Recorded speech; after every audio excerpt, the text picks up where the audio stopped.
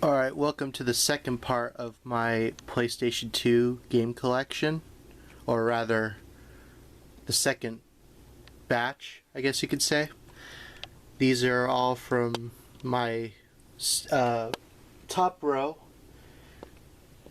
So, these are like games that I couldn't like fit in the second main row, so I put them in like stacks on top, but you know. I put them, they're fine.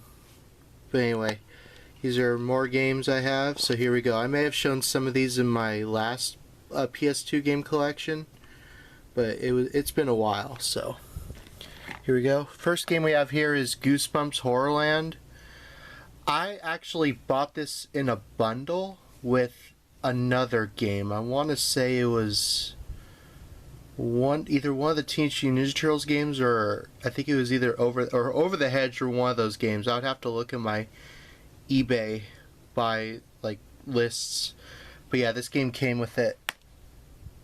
Goosebumps Horrorland. It's just a typical kind of kids kind of mini game collection, sorta. It's okay.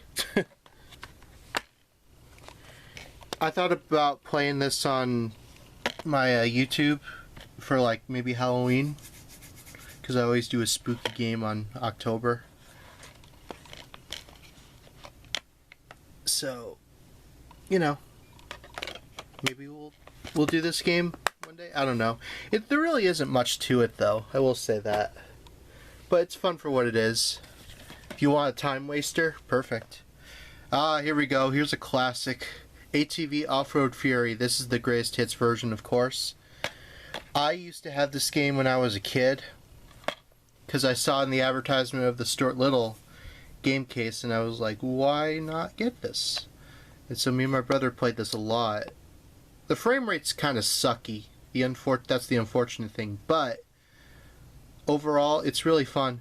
And I love when you go out of bounds, it launches you straight out back into the map, which is absolutely hilarious. Yeah, there's the manual, which has the advertisement for Cool Borders 2001, which I actually own a copy of as well. We'll see a copy of that. Yeah, pretty fun.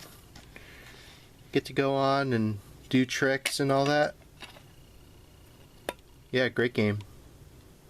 I have the third one. I don't have the second one as well. And I also have MX versus ATV OffRoad Fury Unleashed. That also was one of the first PS2 games I got. This is just the case or disc. It doesn't have the actual case. I just printed this, but it's the Thing game that was made by Konami. Got this at a game store many years ago. It's pretty fun, pretty enjoyable game. It pretty much follows what the movie is, and I do love the movie. One of my favorite John Carpenter movies. Yeah, like I said, it's just the disc, and unfortunately one of the blue discs, so I have to play this in my Slim. Other than that, you know, pretty good game. Kind of hard to find. I still need to get the just the case and the manual, so if anyone is selling a case and a manual, let me know. I'll buy it from you. I need it. Excuse me. Splashdown Rides Gone Wild. Very fun game. It's like, it kind of reminds me a lot of, what was that game? It was on the GameCube, I forgot, but it was sort of like this. I think Splashdown's a lot more fun, though, just in my opinion. Made by THQ, so of course, kind of more kiddish. I got this at a video store, and unfortunately the manual is no longer there, but I do have the disc still. Is it? Oh! Oof, that's pretty scratched up. It was a previous rental, so what do you expect? This was the very last game that was made by Acclaim. Showdown, Legends of Wrestling. Man, did I have so much fun with this game. If you remember in my old PlayStation 2 video game collection, I showed the game, but it was a printed out cover, and it was just the disc. Well, now I actually have the cover and the manual, so, but it's the same disc. You get to play as all the wrestlers from all the eras. It's super fun. I actually made a custom character, which is pretty cool. Here's the manual and there's the disc. Shame this is the last game that Acclaim made before they went bankrupt. But I will say, they ended on a high note. Here's my original copy of State of Emergency. Now, this game pissed off a lot of people when it came out. See, warning, check ID. It caused a lot of uproar. But when you even play it now, it's like, it's so over the top and comical. It's like, you kind of wonder, it's like, why was this a problem in the first place? Like, I get it, you know, looking back, it's like a lot of violence. I mean, serious violence. The only problem I have with this game is that it just seems like it kind of, that's really it. It's like you kill, and it's like not really much of a story. I never played the sequel. I might. But yeah, you just kind of kill and that's it. It's okay. Yeah, there's the manual and there's the disc. It really was like, I think it was kind of overhyped, honestly, when it came out. It's like you, oh, I will say, you know, it was made by Rockstar, so, I mean, it has some quality to it. Sean Palmer's Pro Snowboarder. Activision 02. Very fun game. You know, it's basically made by the same people. Or it wasn't made by Neversoft, but it was... Oh, Dearsoft. Excuse me. Not Neversoft. It was made by Dearsoft. And Activision. Way more fun than the ESPN snowboarding game I mentioned. This you actually control really well. And you have a lot of fun with it. It's really smooth. Smooth like butter. It's got a great soundtrack too. I think Static X is actually in this game, which is pretty cool. And I think Alien Ant Farm. Let me see.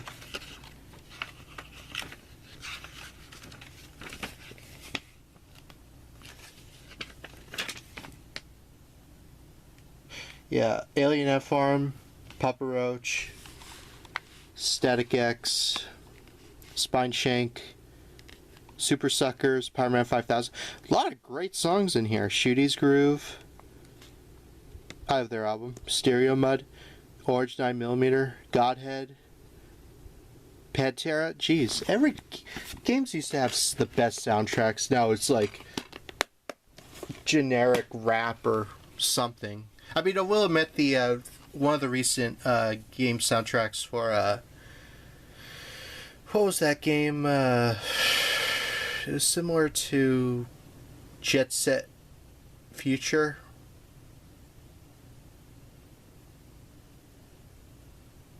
I don't know. Anyway, that had a game soundtrack. I'll show that when I show my PS5 game collection, which that is an amazing game too. Call of Duty World at War Final Fronts. I have the regular World at War on PC. Basically, this is a different version of World at War with different levels. But it's cool to own because it's like sort of a different version of the game. It's like its own exclusive game.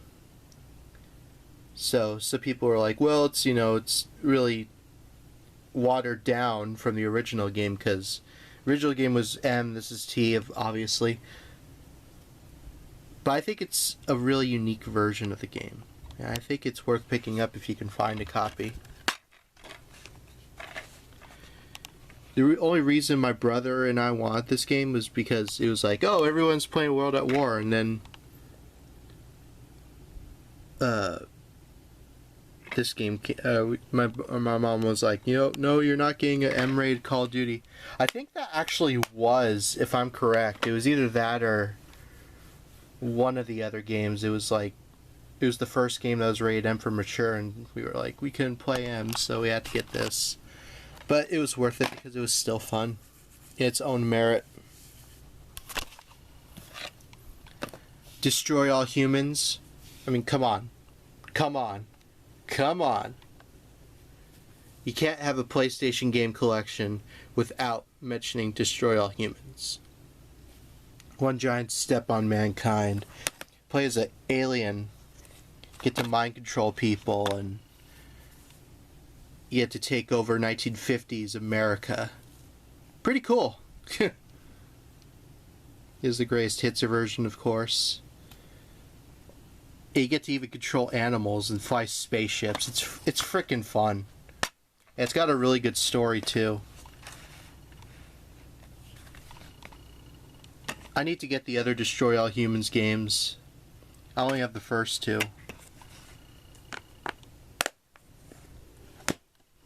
I have the second ones somewhere. Mace Griffin Bounty Hunter. This is an underrated action shooter. And Henry Rollins is the main voice. Can't get much more cool than that. Mace Griffin. When I thought this was what RTX should have been, in my opinion.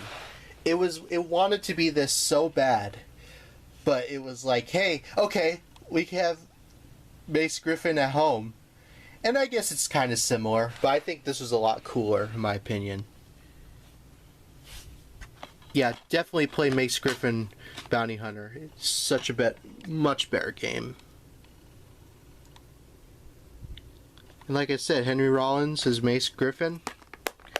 Love that. Love that when rock stars and stuff voice characters in video games. My friend Forever Retro 82 did a video on this, on like favorite PlayStation 2 games, and this is one of the games he mentioned.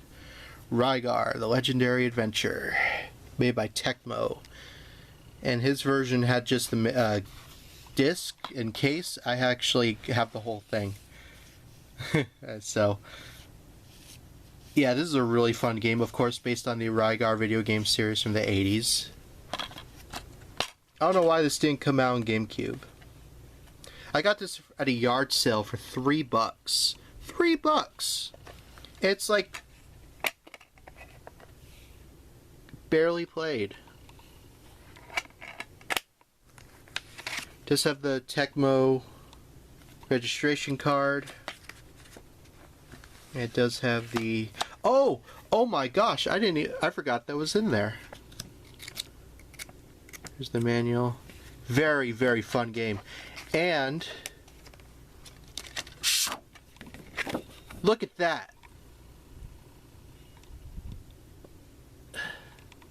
Oh my gosh, that is awesome. Bet you didn't know that was there. In fact, I'll even probably slip that in the cover.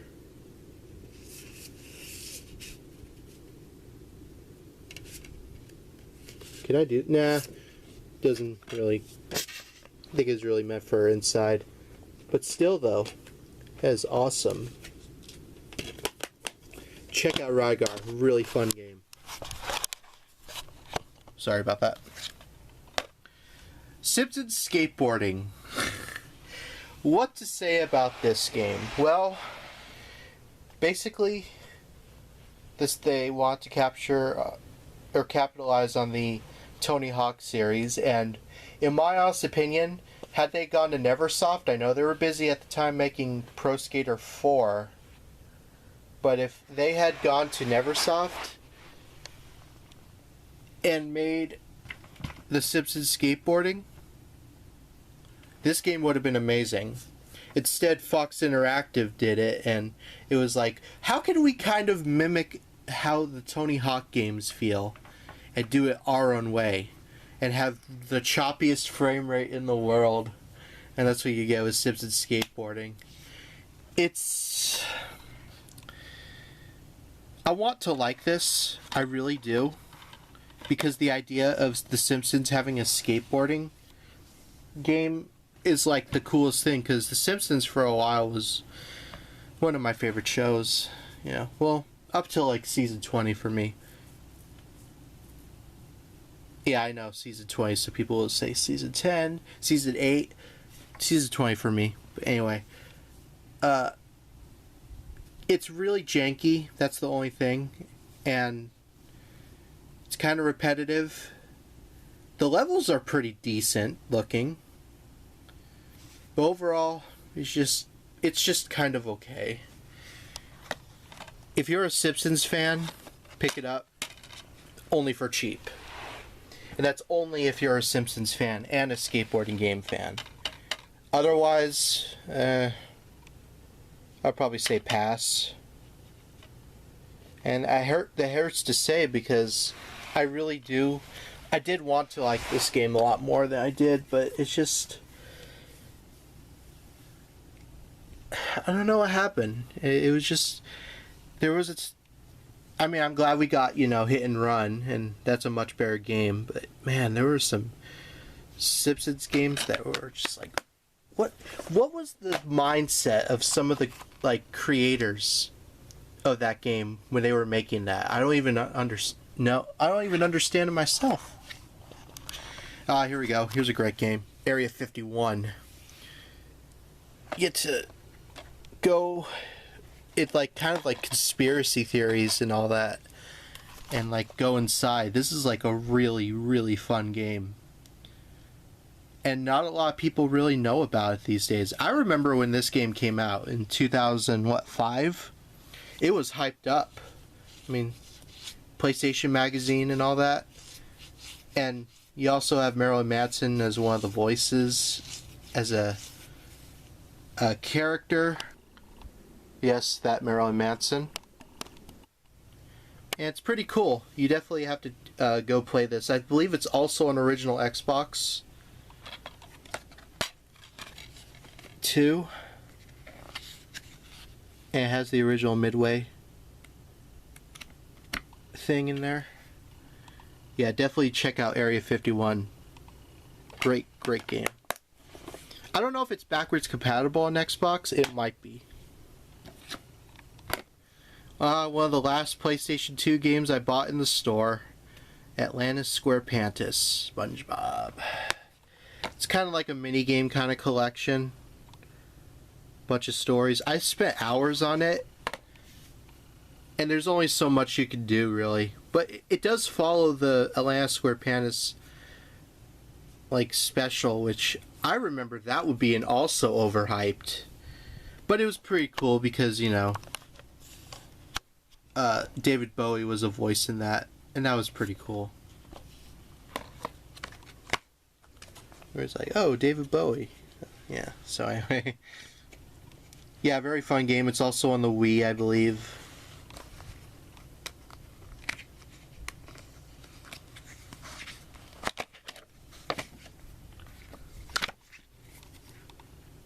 PlayTHQ.com. I don't even think that's a site anymore.